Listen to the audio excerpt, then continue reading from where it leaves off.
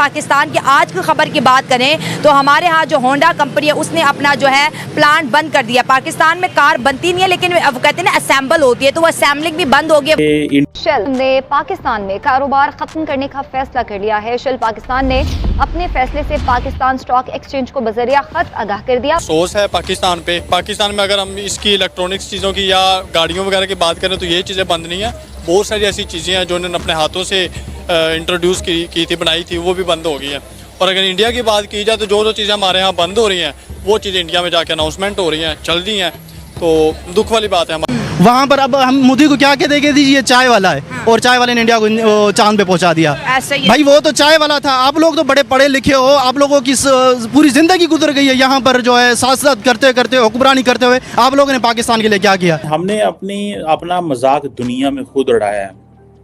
आपको याद है कि एक वक्त था कि नरेंद्र मोदी दुनिया में जाके मेक इन इंडिया की बातें कर रहे थे, अपनी इंडिया की तारीफें कर रहे थे, और इमरान खान जाके दुनिया में कहता था हमारे लोग चोर हैं, हमारे पायलट चोर हैं, हमारी नेशनल एयरलाइन फेक है, हम गुलाम हैं, जो है हम कमी कमीन है। हमें अपने आप को खुद ही डिमोनाइज हमने करना शुरू कर दिया। इंडिया जो है, नरेंद्र मोदी अपने मुल्क को ये उठाया कि आज हुंडई और सैमसंग जो है वो कह रही है कि हम इंडिया को अपनी बेस बनाएंगे ताकि अफ्रीका और मिडिल ईस्ट में एक्सपोर्ट करेंगे। वजह क्या है कि इंपोर्ट करने में मुश्किल आ रही है क्योंकि हमारे पास इस वक्त डॉलर मौजूद नहीं है। तो एक तरफ दुनिया, अगर हम बात करें अमेरिका की बात करें, साउथ कोरिया की बात करें, जापान की बात करें, चाइना की बात करें, तो इंडिया को अपना बेस बनाना चाहती है। दूसरी तरफ अगर हम पाकिस्तान की बात करें तो अनफॉर्चुनेटली यहाँ से जितने भी कंपनीज हैं वो अपनी कंपनीज को बंद करके बाहर की कंट्रीज जा रहे हैं। हमारे ज्यादातर जो है बिजनेस हब, जो बिजनेस कम्युनिटी है, बांग्लादेश शिफ्ट हो चुकी है। आज की खबर में आपको बताती हूँ, होंडा गाड़ियाँ पाकिस्तान में बड़ी पसंद की जाती है।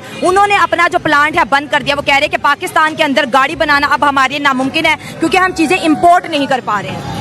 देखिए जी, जब होंडा पाकिस्तान में आई थी तो उन्होंने हमसे यही वादा किया था कि हम पाकिस्तान के अंदर ही मैन्युफैक्चर अपना बनाएंगे और यही चीजें अवेलेबल होगी। और ऐसा ही हुआ। और नहीं, बाद में क्या हुआ, उन्होंने जो रेट दुगने कर दिए कि जी भाई रेट क्यों बढ़ा रहे हैं आपके, जी डॉलर महंगा हो रहा है, हम चीजें बाहर से मंगवा रहे हैं। और हमारे हुक्मरानों को इतनी शर्म नहीं आई कि इतने साल हो गए होंडा को यहाँ पे, उन्होंने यहाँ पे चीजें बनाने क्यों नहीं शुरू की और बाहर से चीजें मंगवा रहे हैं। यहाँ पे सिर्फ असेंबल करते हैं, जोड़ते हैं और कहते हैं गाड़ी बन गई। हाँ जी, वो बाकी चीजें बाहर से मंगवाते हैं और ये हमारे मुल्क को नुकसान हो रहा था इस वजह से। अब कह रहे हैं जी बाहर जा रहे हैं, तो इसकी रीजन ये भी हो सकती है क्योंकि पाकिस्तान के अंदर करप्शन बहुत है। जो भी आप काम करवा लें उसमें करप्शन होती है, जो भी काम हो।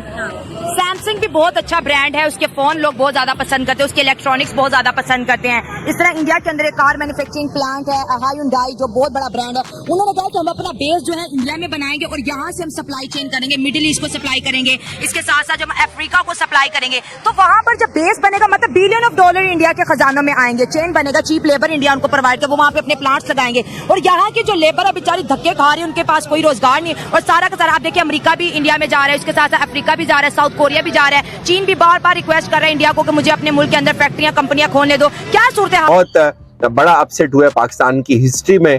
शायद हम ये कह सकते हैं कि पिछले 70 सालों में इससे बड़ा इंसिडेंट कोई नहीं है। ये एक बहुत बड़ी कंपनी, शेल की कंपनी पाकिस्तान को छोड़ रही है। अब उसके बाद एक और कंपनी पीछे से, उसने भी अंदिया दे दिया है पाकिस्तान को छोड़ने का। अगले दिन आपने सुना होगा रशिया के सदर पुतिन जो हैं, उन्होंने कहा कि नरेंद्र मोदी का जो मिशन मेक इन इंडिया है वो बड़ा सक्सेसफुल होगा और हम उसको सपोर्ट करते हैं। असी किया ने हम चोर हैं, हम डाकू हैं, हम करप्ट हैं। हमने खुद ही कह दिया, इंडिया की इतनी बड़ी पॉपुलेशन है और वो सारी की सारी वो अट्रैक्ट कर लिए, साउथ कोरियंस पहुंच गए वहां पे। ये एक पूरी चेन है जिनकी अपनी पंप्स भी हैं और इनकी अपनी एक्सट्रैक्शन भी है।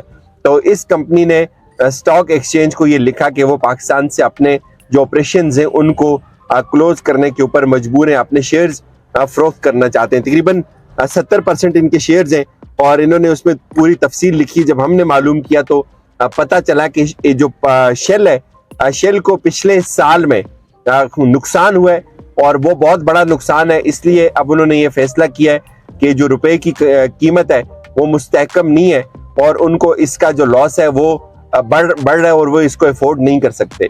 और उसके साथ साथ अब खबर आ रही है एक और कंपनी जो टोटल पार्को है वो भी पाकिस्तान को छोड़ने के ऊपर जो है वो मजबूर हो रही है, वो भी पाकिस्तान को छोड़ रही है। अब आप सोच रहे होंगे कि यार ये कोई इतनी बड़ी खबर नहीं है, ये बात मैं इसलिए कह रहा हूँ कि मैं खुद ऑयल फील्ड से वाबस्ता रहा हूँ। ये बहुत बड़ी खबर है। जो कंपनीज पाकिस्तान के अंदर काम कर रही हैं, एमएनसीज, मल्टीनेशनल कंपनीज, उनमें जो शेल है वो एक बड़ी कंपनी है। पूरी दुनिया में दुनिया के कई ममालिक के अंदर शेल के ऑपरेशन चल रहे हैं, और एक ऐसे वक्त में शेल का पाकिस्तान को छोड़ना, पाकिस्तान के अंदर से अपने ऑपरेशंस को क्लोज करना, अपने शेयर्स को फरोख्त करना, पूरी दुनिया की एमएनसीज को एक बहुत बड़ा मैसेज है कि पाकिस्तान की जो गवर्नमेंट है वो रुपए की कीमत को मुस्तहकम करने में नाकाम हुई है।